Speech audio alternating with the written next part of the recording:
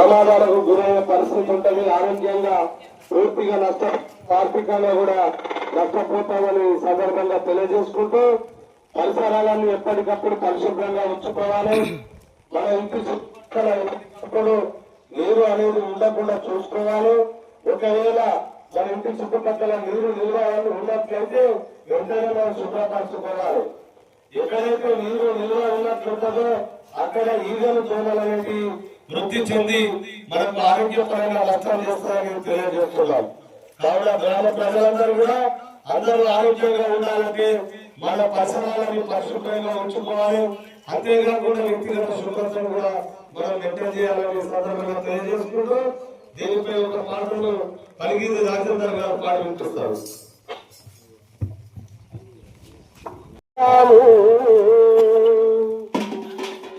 పరిసరాలను శుభ్రం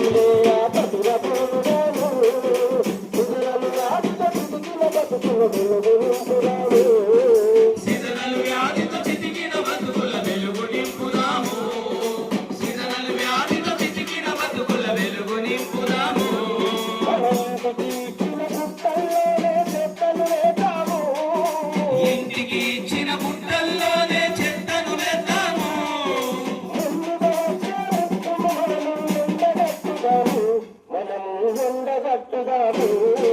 పరిసరాలను శుభ్రం చేయ ప్రతిన పూనుదాము.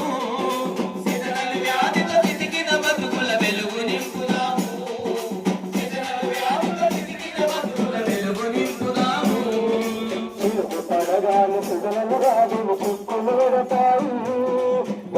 వచ్చి మన గ్రామాలలో కావరతాయి. వచ్చి మన గ్రామాలలో కావర పెడతాయి. వచ్చి మన గ్రామాలలో కావర పెడతాయి. గరీబ బతుకుల ప్రాణాలను చిదిమే వేస్తుంది. బతుకుల ప్రాణాలను చిదిమే వేస్తుంది. చిన్న పెద్ద తేడా లేక ఉండరిపోతుంది. అది రాగం చేస్తుంది. పరిసరాలను శుభ్రం చేయ ప్రతిన పూనుదాము. సీజనల్ వ్యాధితో చితికిన బతుకుల వెలుగు నింపుదాము. సీజనల్ వ్యాధితో చితికిన బతుకుల వెలుగు నింపుదాము. అడ్డమైన రోగాలొచ్చి ఆగమాయులకు చీటికి వాడికి చేతులు కడగక తింటే నీకొచ్చు. చీటికి మాటికి చేతులు కడగక తింటే నీకొచ్చు. చీటికి మాటికి చేతులు కడగక తింటే నీకొచ్చు. తాపతాపకు చేతులు కడిగి శుభ్రం ఉందాము. తాపతాపకు చేతులు కడిగి శుభ్రం ఉందాము. చల్లని గాలిని వీచే చెట్టును మనం పెంచుదాము.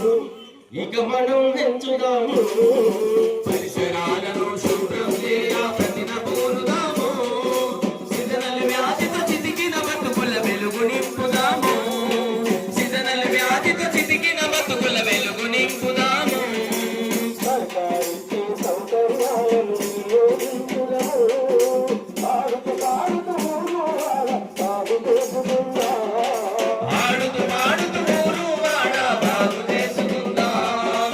ఆడుతూ పాడుతూ ఊరు వాడ బాగు చేసుకుందాం. బడిలో గుడిలో బజారులలో శుభ్రం చేద్దాము. బడిలో గుడిలో బజారులలో శుభ్రం చేద్దాము. మన బడిలో గుడిలో బజారులలో శుభ్రం చేద్దాము. బడిలో గుడిలో బజారులలో శుభ్రం చేద్దాము.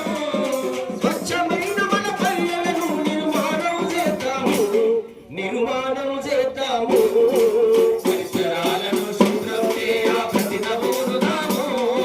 సీజనల్ వ్యాధితో చితికిన బతుకుల వెలుగు నింపుదాము. సీజనల్ వ్యాధితో చితికిన బతుకుల వెలుగు నింపుదాము. మన ఇంటికి ఇచ్చిన పుట్టల్లోనే చెత్తను వేద్దాము. ఇంటికి ఇచ్చిన పుట్టల్లోనే చెత్తను వేద్దాము. ముందుగా వచ్చే ఉప్పును మనము ఎండగట్టుదాము. రాజేందర్, మరి ఈ సీజనల్ వ్యాధులు అనేది వర్షాకాలంలో ఎక్కువగా ఉంటాయి కనుక గౌరవ కలెక్టర్ గారు, డిఎంఎండిఓ గారు గ్రామాల అవగాహన కార్యక్రమాలు ఏర్పాటు చేయాలని తెలియజేయడంతో ఈ రోజు మన గ్రామ పంచాయతీకి రావడం జరిగింది. నిన్ననే మన గౌరవ సెక్రటరీ గారికి తెలియజేయడంతో ఈ కార్యక్రమాన్ని ఇక్కడ ఏర్పాటు చేయడం జరిగింది. మీరు ముఖ్యంగా ఈ సీజనల్ వ్యాధులు ఎట్లా మనకు సోకుతాయంటే దోమకాటు వల్ల డెంగ్యూ, మలేరియా, టైఫాయిడ్ లాంటి వ్యాధులు సోకి వేల కొద్దిగా మనము ప్రైవేట్ ప్రాంతాలలో డబ్బులు ఖర్చు పెట్టుకునేటువంటి ప్రమాదం ఉంటుంది. ఈగల వల్ల మనకు వాంతులు పరిస్థితి ఉంటుంది. కావున ఎప్పటికప్పుడు పరిసరాలను పరిశుభ్రంగా ఉంచుకున్నట్లయితే దోమలు, ఈగలు అనేది లేనట్లయితే మనం అందరం కూడా ఆరోగ్యంగా ఉంటామని తెలియజెప్పడం కొరకు మేము రావడం జరిగింది. దీనిపై మంచి పాటను రాజేందర్ గారు వినిపించారు. ఇప్పుడు గౌరవ ముఖ్యమంత్రి రేవంత్ రెడ్డి గారు ఇందిరా మహిళా శక్తి కార్యక్రమాన్ని తీసుకోవడం జరిగింది. ఈ ఇందిరా మహిళా శక్తి కార్యక్రమంలో మహిళలను కోటీశ్వరులను చేయాలనేటువంటి గొప్ప సంకల్పంతో కార్యక్రమాలు ఏర్పాటు చేయడం జరిగింది. ఈ ఇందిరా మహిళా శక్తి కార్యక్రమాలు మహిళా గ్రూప్ సభ్యులందరూ, వీళ్ళందరూ కూడా వాళ్లకు అవగాహన కార్యక్రమాలు ఏర్పాటు చేసి మీకు వచ్చేటువంటి పని ఏదైతుందో అందులో మీకు నిమగ్నులు అయినట్లయితే మీకు మరింత వెసులుబాటు కల్పించేందుకు మీకు వచ్చినటువంటి పనులు అభివృద్ధి చెందడం కొరకు మీకు గవర్నమెంట్ ఆర్థికంగా సహకారం చేస్తుంది, మరి బ్యాంకుల ద్వారా రుణాలు అందిస్తుంది. వీటి పట్ల అందరూ కూడా మహిళా లోకమంతా కూడా ఏకమై మనము కోటీశ్వరులు అయ్యేందుకు కష్టపడాల్సినటువంటి అవసరం ఉన్నది. ఈ రోజులలో మరి మహిళలతో సమానంగా ఆడవారు కూడా కష్టపడుతున్నారు. వారు ఎందుకు తెచ్చుకోవడానికి గౌరవ ముఖ్యమంత్రి గారు ఈ యొక్క కార్యక్రమాన్ని తీసుకొని ఎవరికైతే మనకు పనిముట్లు ఉంటాయో, ఎవరికైతే మన కొట్టు మిషన్లు కానీ, మరి ఇంకా కానీ సూపర్ మార్కెట్ కానీ మనకు ఇంకా చాలా వరకు మహిళలందరికీ ఎందులో నైపుణ్యత ఉంటే వాటి పట్ల వాళ్లకు చక్కటి అవగాహన కల్పించి వారికి నైపుణ్యత శిక్షణ శిబిరాలను కూడా ఏర్పాటు చేసి రుణాలు అందిస్తారని మీకు సందర్భంగా తెలియజేసుకుంటూ దీనిపై ఒక చక్కటి పాటను మా ప్రవీణ్ గారు వినిపిస్తారు.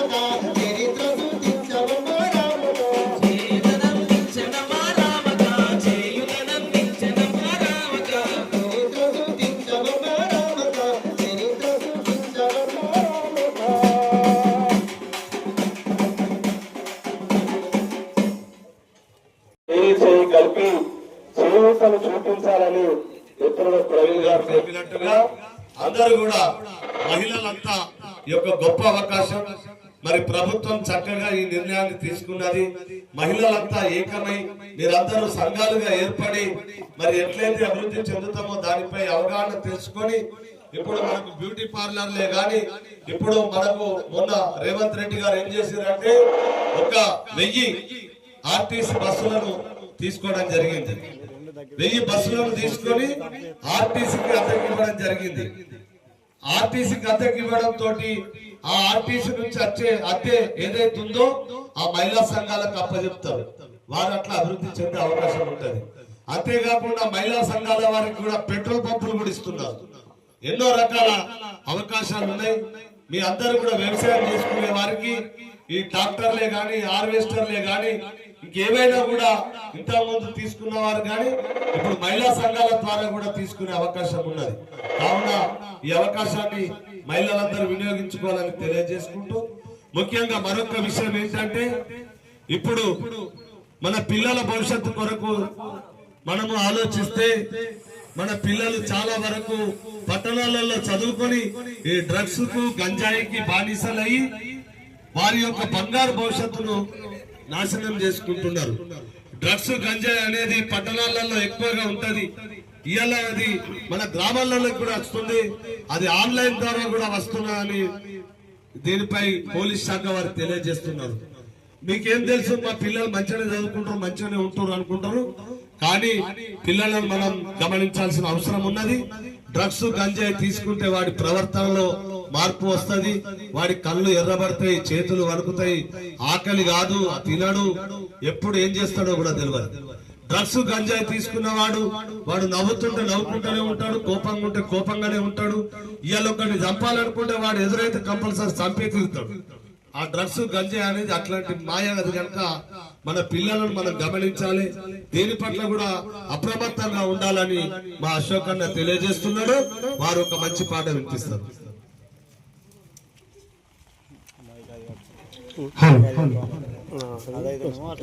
హరే కాలేజీ పిల్లలు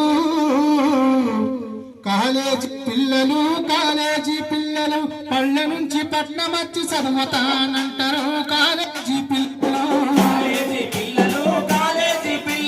పల్లె నుంచి పట్నం వచ్చి చదువుతానంటారు.